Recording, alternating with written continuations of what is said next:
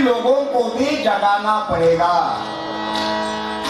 बाबा साहब ने कहा ना, गुलामाना गुलामी की गाड़ी बजा, गुलामाना गुलामी की गाड़ी बजा, पता कर कीला गुलाम बंदा उजा, पता कर कीला गुलाम बंदा उजा, हाथ पीमा का संदेश जन दिला जा, गुलामाना गुलामी की गाड़ी बजा, गुलामाना गुलामी की गाड़ी बजा, गुलामाना गुलामी की गाड़ी बजा। अब हम लोगों को बाबा साहब आंबेडकर मिले, इसीलिए हम जाग गए, लेकिन तेलीमारी कुंबियों को आंबेडकर नहीं मिले। एंटीने वाला जैसा बताएगा, एरियल वाला जैसा बताएगा, समझा ना? एंटीना और एरियल समझे ना? एरियल वाला और एंटीने वाला जैसा जैसा बताएगा, वैसा वैसा हमारा भाई उसके कहने पर वैसा ही करेगा। साड़ों के साथ कहते, हमारे शरीर पर उनकी गर्दन, इतना उनका एंटीने वालों का, और इससे नीचे तेलीमारी कुंबियों का, दिमाग उसका और हाथ हमारे। लड़ते रहो, कटते रहो, आपस में लड़ते रहो, आपस में कटते रहो, दिमाग उसका चलता। उनको कौन समझाएगा? और हमारे लोग कहते अन्याय तो वही कर रहे। जब हम मंडल कमीशन लागू करो ये आंदोलन चला रहे थे, तो हमारे लोग कहते थे, जो लोग हमारे पर अन्याय अत्याचार करते, आप उनकी बात कर रहे हो।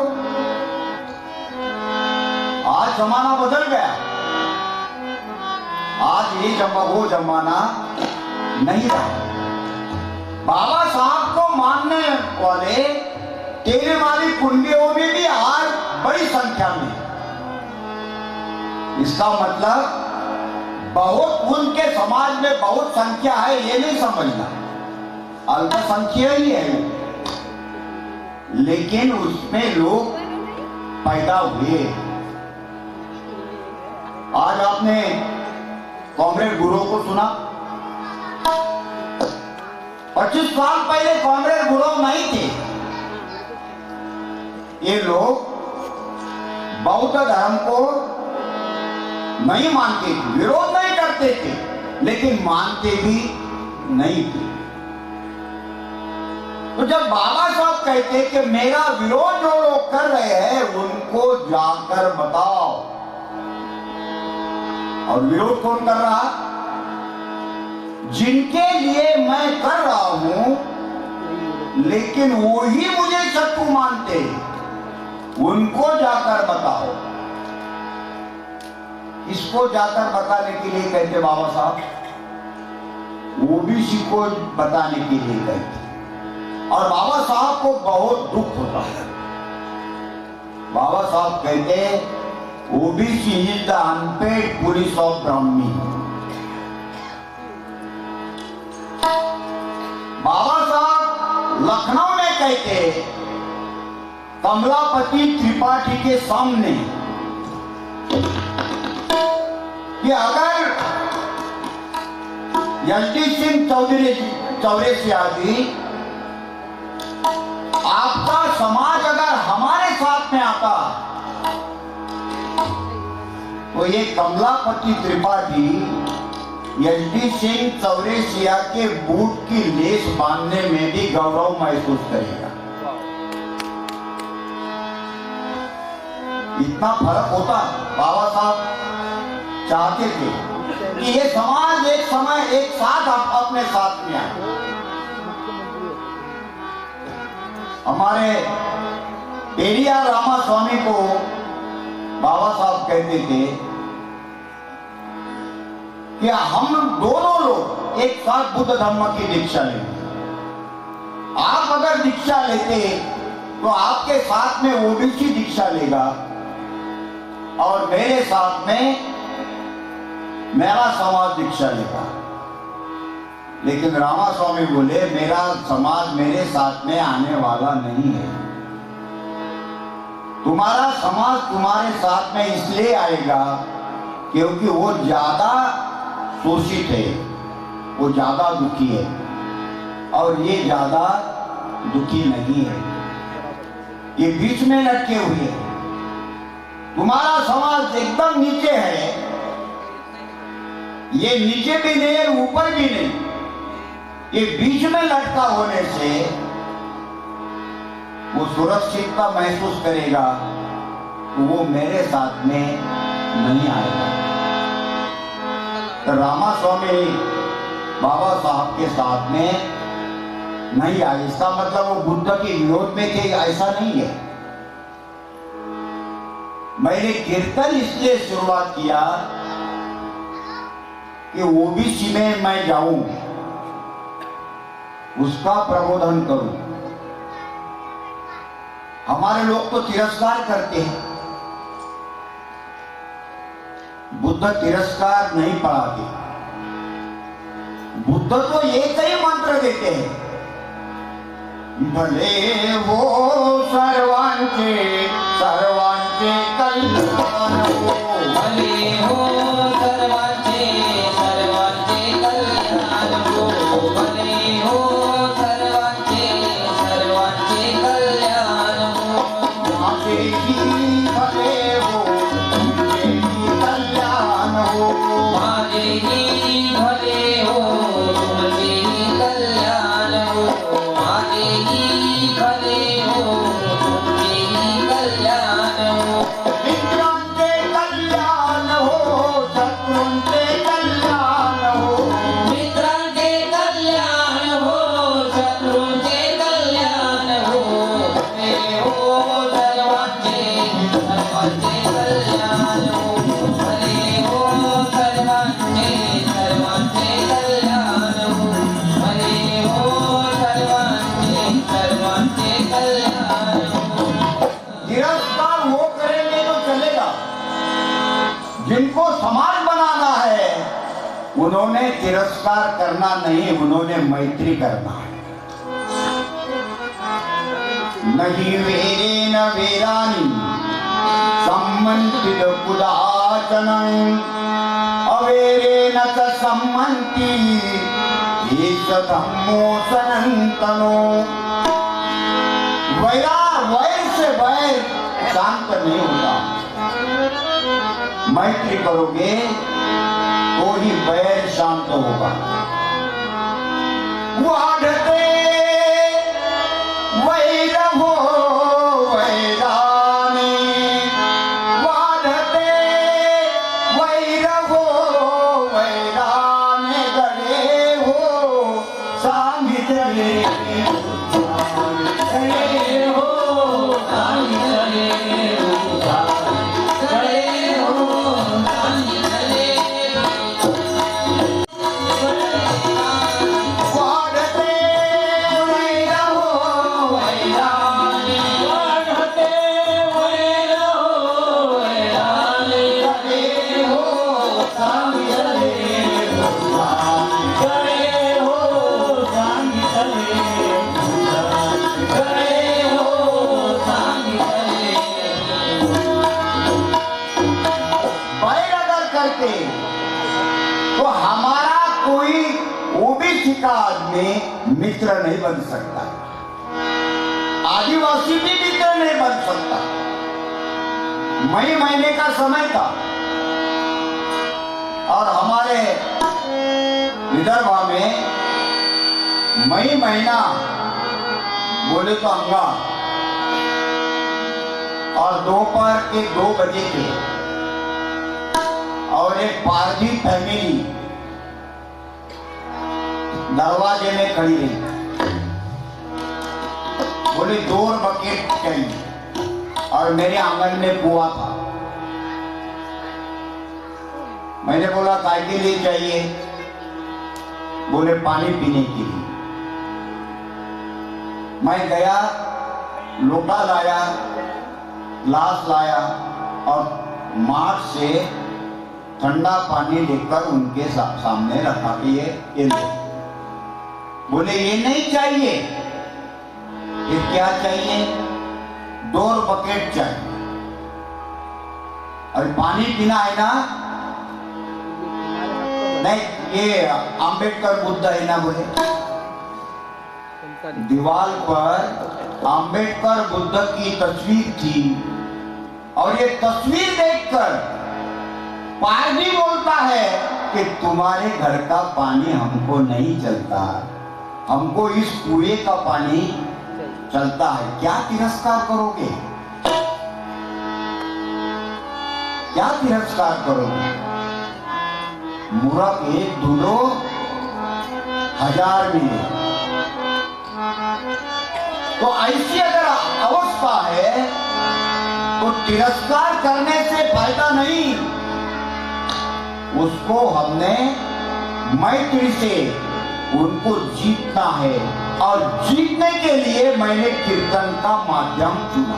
चाहे भंगी हो या ब्राह्मण, चाहे भंगी हो या ब्राह्मण, नहीं पूछेंगे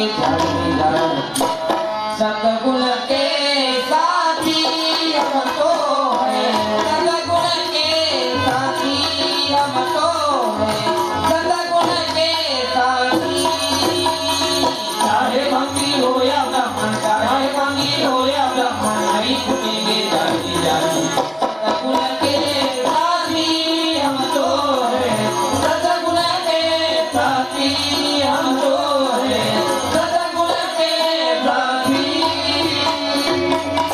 हमने जो हमारी बात कही है, जो सुनता नहीं उसको कही है। बौद्ध आदमी बौद्धों को ही सुनाए तो क्या लाभ होगा? भारत सर ने जब भी बोला था 80 साल का बूढ़ा 70 साल के बूढ़े को प्रवचन सुनाता, फायदा क्या है? बौद्ध लोगों को ही बताते रहे तो गाड़ी आगे नहीं जाएगी। आज हमारे साथ में 1000 लोग हैं तो कल 1500 होने चाहिए, 1500 से 2000 होने चाहिए, 2000 से 5000 होने चाहिए। समर्थन बढ़ने चाहिए ना। कोई भी नहीं आएगा तो धोबी आएगा, धोबी नहीं आएगा तो नहीं आएगा। एक बार मुझे ये संघ वालों ने कीर्तनकार करके उनके कार्यक्रम में बुलाया, बड़ी सभा, गोविंदाचार्य, बाबा महाराज सातारकर और मैं तीनों को बुलाए थे और मुझे जाना नहीं था। ऐसी परिस्थिति आई कि मुझे जाना पड़ा। मेरे पहले जो भाषण हुए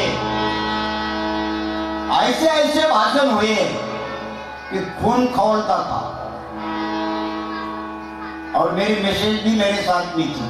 वो नीचे बैठी थी, मैं स्टेज पर था। वो सोचती थी कि अभी ये क्या बोलेगा इसमें। गोविंदाचार्य बीमार था और बाबा महाराज सातारकर मेरे बाद में बोलने वाला था। बाबा महाराज सातारकर के नाई हजाम समाज के, नाई समाज के, और मेरा भाषण होने के बाद एंटीने वालों का तो खून खौल गया, टोका टोकी शुरू हो गई, चिट्ठी आने लगी। मैं थोड़ा मानने वाला था, मैं तो तड़प गया था। तो आखिरी बाबा महाराज सातारकर को मेरी ही बात आगे लेकर बोलना पड़ा। इतनी ताकत, इतना दम हमारे अंदर है। अगर करुणा है और दम है, अभ्यास है, तो तुम कहीं पे भी जाओ और लड़ाई करके जीत कर आओ, तभी उनका मनोबल टूटेगा और हमारे लोग हमारे साथ में आएंगे। आप बोलेंगे कुछ लाभ हुआ? तेलू को बौद्ध बनाया मैंने, उर्मी को बौद्ध बनाया, मांग समाज के 50 लोग मैंने बौद्ध धर्म की दीक्षा दी उनको। अगर एक अशोक सरस्वती बौद्ध इतने गैर बौद्ध को बौद्ध बना सकते हैं, तो तुम एक को तो बौद्ध बनाओ। हाथ छोड़ के, ये रविंद्र सोनबाब ने, ये लोहार है, ये ईश्वर बोथरा नाम, अभी बोथरा समझ में तो आया होगा। ये गणेश गिरी समझ में आया होगा, ये भी साधवान नहीं है। और ये गणेश मेश्राम, इसके नाम पर मत जाना, ये भी खाती है लोहार। मेश्राम हमारे विदर्भ में लोहार में भी आते। ये 4 के 4 आड़ जात है, मैं अकेला सागवान हूं। मैंने कभी इनको जय भीम कहने के लिए नहीं बोला। ये 1000 लोगों में उनके लोगों के सामने मुझे जय भीम कहते हैं।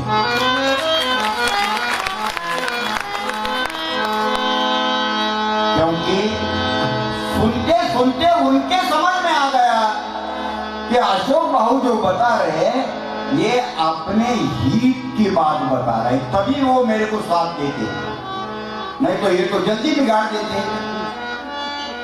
बिगाड़ना रहा ना, ये अकेले बिगाड़ता। और इसके मन में अगर कपट रहा ना, ये 2 का कब 1 के पट्टी पर आएगा कोई पता नहीं। लेकिन इन लोग के सहयोग से पूरे महाराष्ट्र भर घूमता हूं मैं, किसी को गाली नहीं दिया, देता भी नहीं। जिनको बताने के लिए जिनके पास कुछ नहीं रहता वो सिर्फ गाली देते हैं, और जिनके पास बताने के लिए रहता है वो गाली नहीं देते।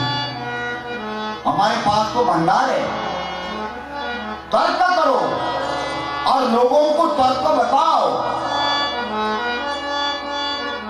मैं लोगों को बताता हूं ज्ञानेश्वर महाराज अस्पृश्य थे, अछूत थे। तुम बोले कि झूठा बनाते, ऐसे कैसे ज्ञानेश्वर अछूत थे? बामन कहता था कि ज्ञानेश्वर चांडाल पुत्र है।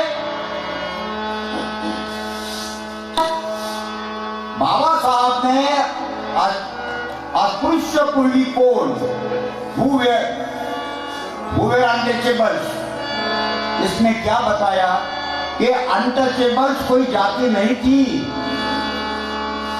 जिन्होंने वर्णा चातुर्वर्णों को तोड़ दिया उसको सजा दी और उसको अछूत बनाया, बहिष्कृत करा दिया। ज्ञानेश्वर के माँ बाप उसके बाद सन्यासी हुए और बाद में उसने शादी की, और शादी करने के बाद में उसको बच्चे हुए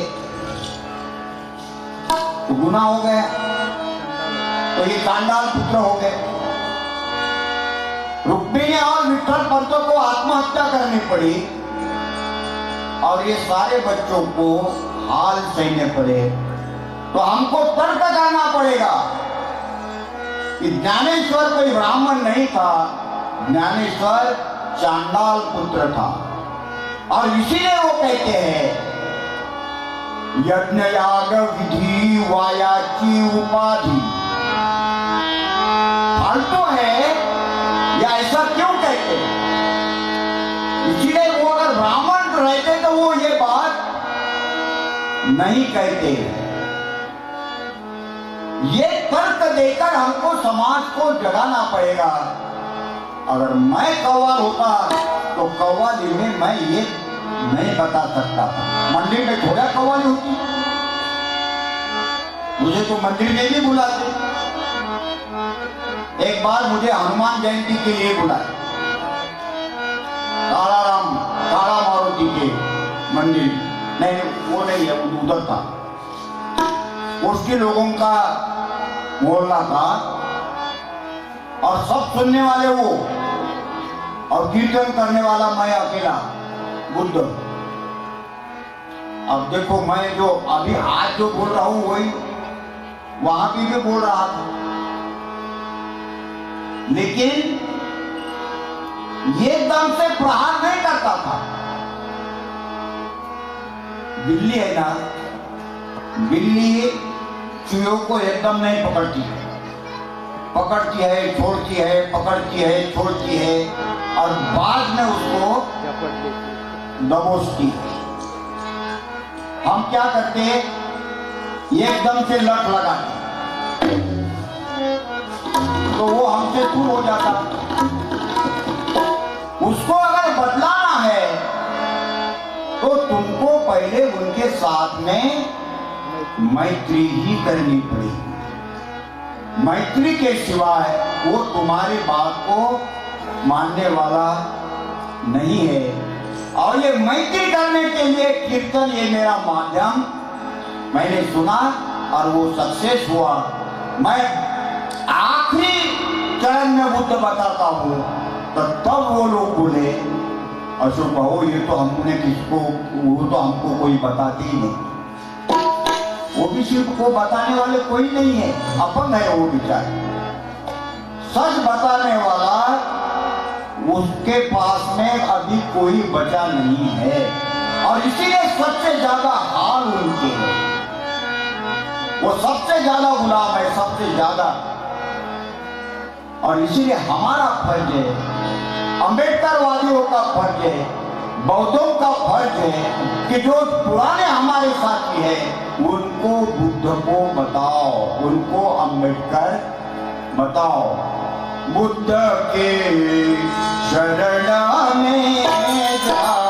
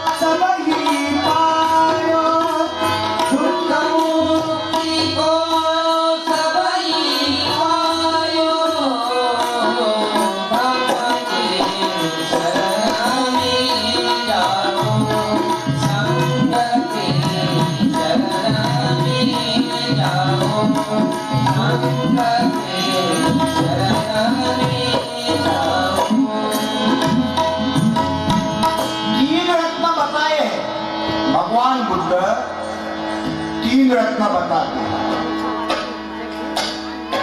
इससे श्रेष्ठ कोई रत्न नहीं है। हीरा श्रेष्ठ नहीं है, श्रेष्ठ हो सकता है, सर्वश्रेष्ठ नहीं हो सकता। सोना पाचू श्रेष्ठ हो सकता है, सर्वश्रेष्ठ नहीं है। सर्वश्रेष्ठ कौन से रत्न है? बुद्ध रत्न, धम्म रत्न और संघ रत्न, ये तीन श्रेष्ठ रत्न है। केवल बुद्ध को शरण जाने से लाभ नहीं, बुद्ध को जो शरण जाता है उसको धम्म को शरण जाना ही पड़ता है, और जो धम्म को शरण जाता है वो संघ को शरण उसको जाना ही पड़ता। बुद्ध को शरण जाने का अर्थ क्या है? बुद्ध को शरण जाना मतलब क्या है? बुद्ध पर विश्वास रखना। बुद्ध ने जो बताया है उस पर विश्वास रखना। विश्वास नहीं रखोगे तो बुद्ध को शरण में, बुद्ध की शरण में हम नहीं जा सकते। दो प्रकार के शरणार्थी है, एक नकली और एक दूसरे असली। असली शरण जाने वाले अलग है, नकली शरण जाने वाले अलग है।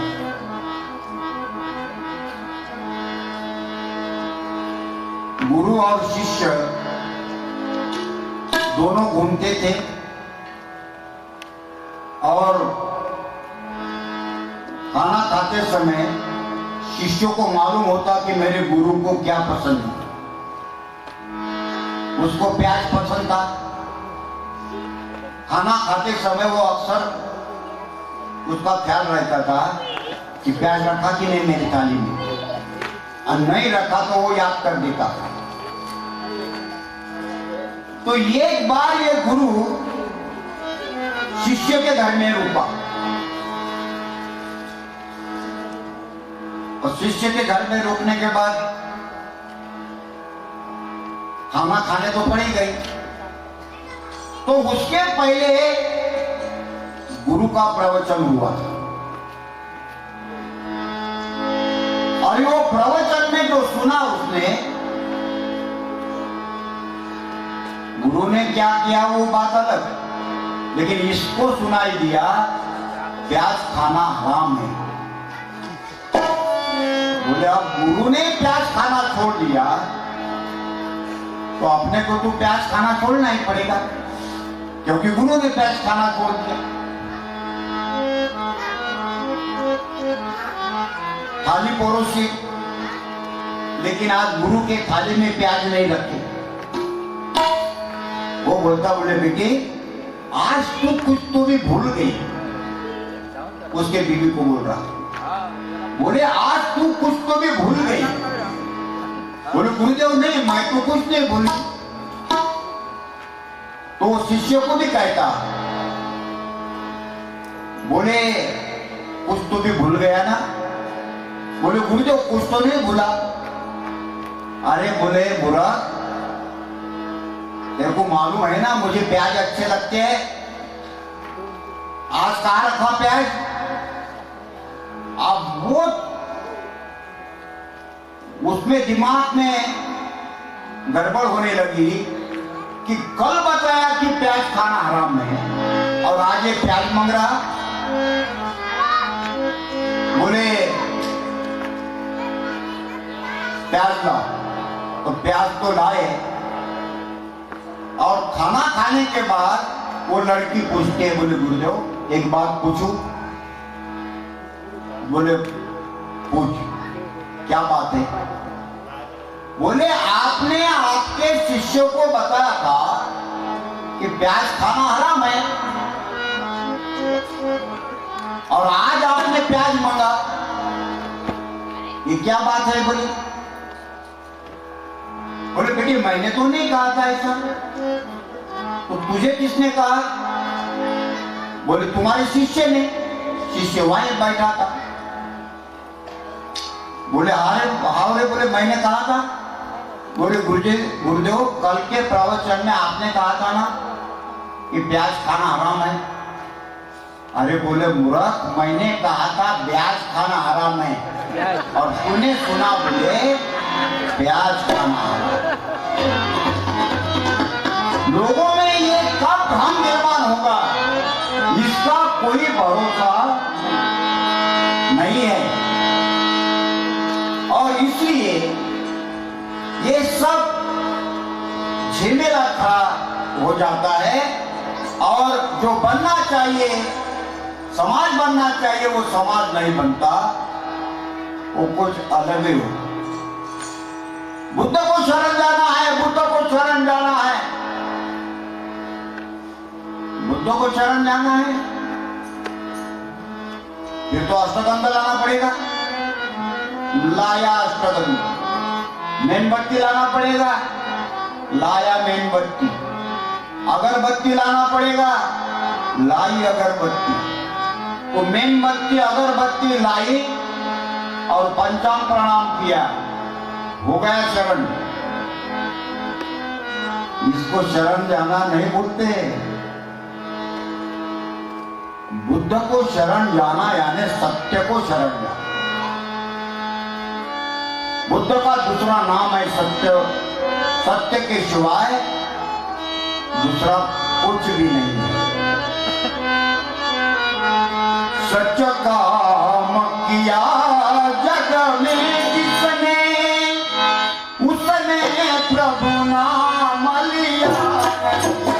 सच काम किया जग में जिसने, उसने प्रभु नाम लिया लिया। सबके मन को लोभ किया, जो चारों धाम गया न गया, वो चारों धाम गया न गया। जो सच काम करता, सही रास्ते से चलता। सही रास्ता कौन सा है? जो पंचशील में बताया, वो सही रास्ता है। इस रास्ते से जो जाता है, उसको ईश्वर माने ना माने का उसका कोई फर्क नहीं गिरता। ईश्वर के बारे में भगवान ने 3 बातें की। भगवान कहते हैं, मैंने ईश्वर को देखा नहीं, इसलिए मैं उसको मानता नहीं। दूसरी बात कहते, ईश्वर मानने से ना मानने से आदमी के सुख दुख पर कोई फर्क पड़ता नहीं। ये दूसरी बात थी। तो भगवान तीसरी बात कहते, ईश्वर है या नहीं है, ये बात करने के लिए मेरी धम्म की, मेरा हेतु नहीं है। ये चर्चा तुम करते हो। कुछ कुछ विषय ऐसे है वो सिर्फ चर्चा के ही विषय रहते। मुर्गी पहले हुई कि अंडा पहले हुआ, झगड़ा चल रहा। तो वो बोल रहा, एक बोल रहा मुर्गी पहले हुई, दूसरा बोल रहा अबे मूर्ख, बगैर अंडे से मुर्गी होती है क्या? तो पहला बोल रहा अबे कटमुंडे, बगैर मुर्गी से अंडा होता है क्या? वो बोल रहा बगैर मुर्गी से अंडा नहीं होता, और ये बोल रहा बगैर अंडे से मुर्गी नहीं होता। ये बोल रहा मुर्गी पहले हुई, और ये दूसरा बोल रहा अंडा पहले हुआ। चर्चा खत्म नहीं होती, ये वाद विवाद खत्म नहीं होता। ईश्वर का भी वाद विवाद ऐसा ही। ईश्वर है कि नहीं है, ये चर्चा खत्म होने वाली नहीं है। तो भगवान ने बताया कि ईश्वर माना, बहुत भक्ति की, लेकिन पंचशील का पालन नहीं किया, तो ईश्वर तुम्हारा भला करने वाला नहीं है। ईश्वर नहीं माना और पंचशील का पालन किया, तो ईश्वर नाराज होने वाला नहीं है। और